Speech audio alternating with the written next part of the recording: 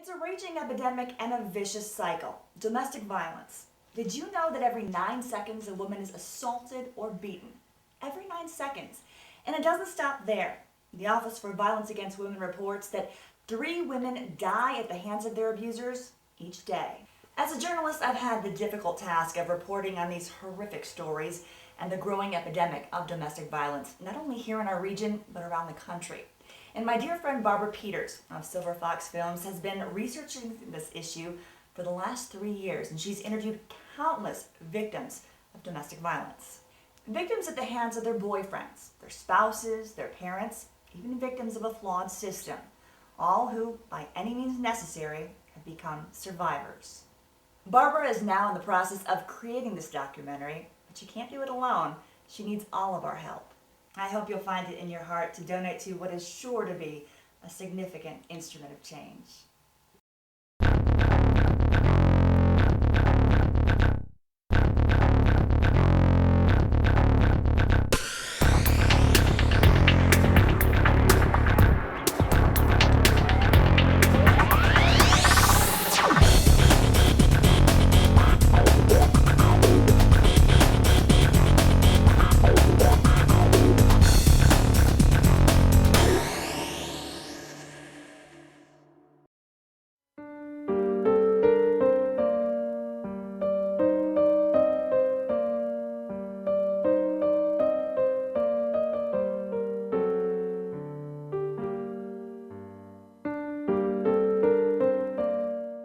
My name is Paula Lucas, and I'm the founder and executive director of the Americans Overseas Domestic Violence Crisis Center.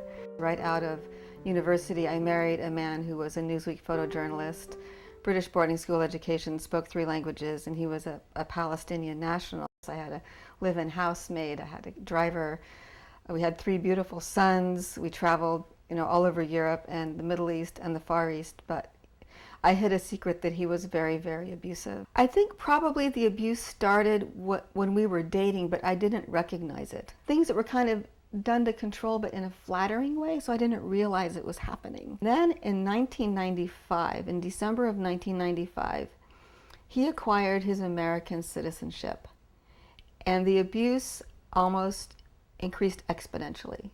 He didn't need me anymore. Then after that, the abuse got really bad. He took 2 pieces of paper and he folded them in really small, and he put them on the table and he made me roll them like dice. And one said die and one said don't die.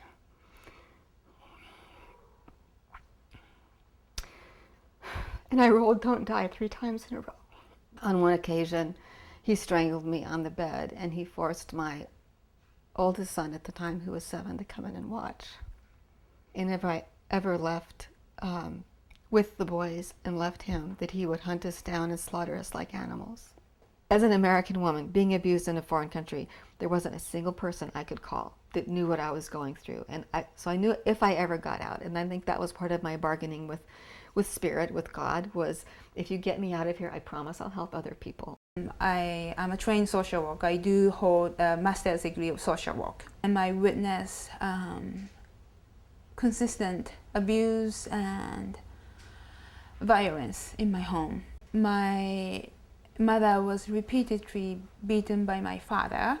One occasion she was almost killed by my father. He was dragging by her hair on the street. She was saying stop, and he didn't stop. Continued to beat. When children know that it's for them, when their mother is suffering and staying, what we do is try to end our life or try to remove ourselves from home. And I was lucky that when I overdosed, I was found. I'm alive. I still have nightmares, but if I have a choice,